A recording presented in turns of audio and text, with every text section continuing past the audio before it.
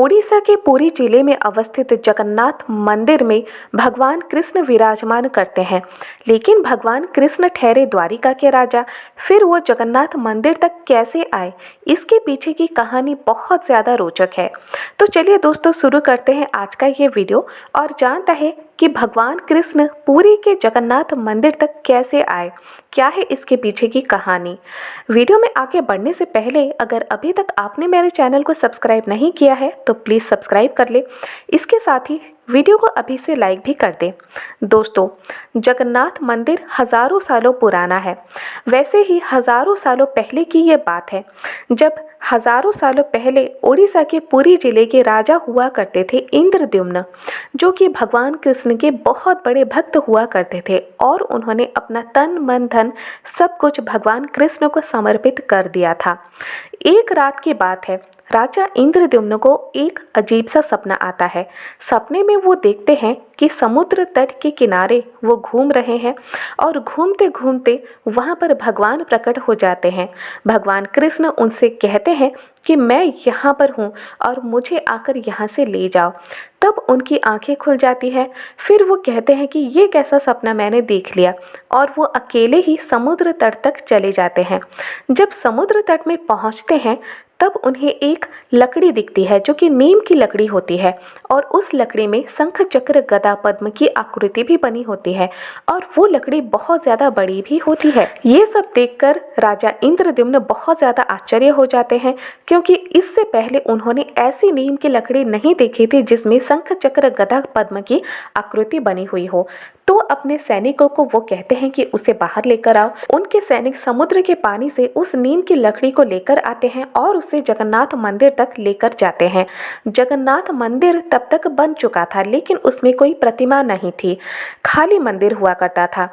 जगन्नाथ मंदिर बन चुका था, प्रतिमा नहीं थी और लकड़ी मिल चुकी थी राजा इंद्रद्युम्न को, जिससे कि मूर्ति बनाई जाती। लेकिन मूर्ति आखिर बनाई जाती कैसे, कैसी आकृति होती, कौन से भगवान की होती, ये कुछ भी समझ में नहीं आया। और खासकर कौन बनाएगा भगवान की मूर्ति। तब उसी समय एक बूढ़ा कारीगर वहां पर आकर पहुंचता है, जो कि असल में होते हैं भगवान विश्वकर्मा। और वो आकर पहुंचते हैं राजा इंद्रद्युम्न के पास। फिर उनसे कहते हैं कि मैं बनाऊंगा भगवान की मूर्ति। तब राजा बहुत ज़्यादा आश्चर्य हो जाते हैं और उनसे कहते हैं कि आपकी उम्र तो इतनी ज़्यादा हो चुकी है, आप कैसे बनाएंगे भगवान की मूर्ति। फिर विश्वकर्मा, जो कि बूढ़े के बेस में आए थे, वो कहते हैं कि तुम मुझे क्या सोचते हो, मैं सब कुछ जानता हूँ, ये लकड़ी कहाँ से आई ये भी मैं जानता हूँ। फिर राजा ने उनसे पूछा कि आप कैसे जानते हैं। तभी भगवान विश्वकर्मा उनसे कहते हैं कि हज़ारों सालों पहले की बात है, जब भगवान कृष्ण जंगल में घूम रहे थे और तभी एक शिकारी ने गलती से एक जंगली जीव समझकर उन पर तीर चला दिया। तब भगवान कृष्ण के तलवे में जाकर तीर लगा और भगवान कृष्ण की वहीं पर मृत्यु हो गई। फिर शिकारी को उसकी गलती का एहसास हुआ और उसने भगवान कृष्ण के शरीर का दाह संस्कार किया।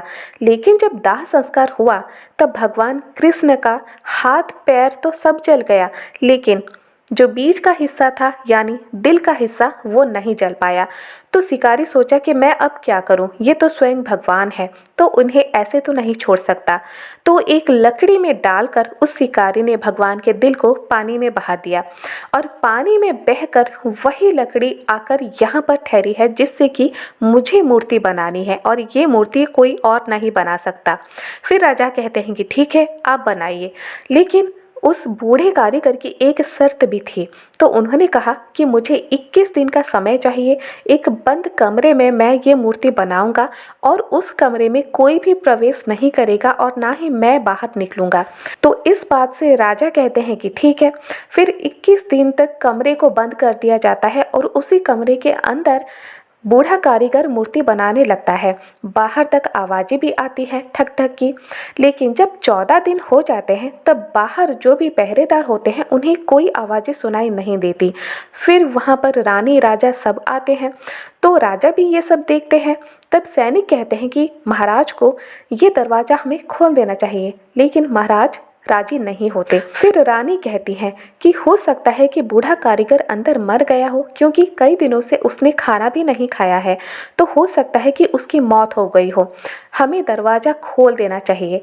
राजा क्या करते, रानी कह रही थी, तो उन्होंने रानी के बातों में आकर उस दरवाजे को खोल दिया, लेकिन देखा कि बूढ़ा कारीगर वहाँ था ही नहीं, क्योंकि जब दरवाज़ा खुला तो भगवान विश्वकर्मा क्रोधित होकर वहाँ से चले गए थे और देखा कि भगवान जगन्नाथ, उनके बड़े भाई बलभद्र और उनकी बहन सुभद्रा ये सब बन तो चुके थे, लेकिन भगवान के हाथ पैर नहीं थे, जो कि अधूरे थे, और तभी से भगवान अधूरे ही पूजे जाते हैं। पुराणों के अनुसार भगवान जगन्नाथ की आकृति में दोनों राधा और कृष्ण समाहित है, यानी जुगल मूर्ति राधा और कृष्ण की भगवान जगन्नाथ के रूप में विराजमान करते हैं। अगर आप प्रभु श्री जगन्नाथ के दर्शन करेंगे, इसका मतलब आपको राधा और कृष्ण दोनों के दर्शन मिल गए हैं।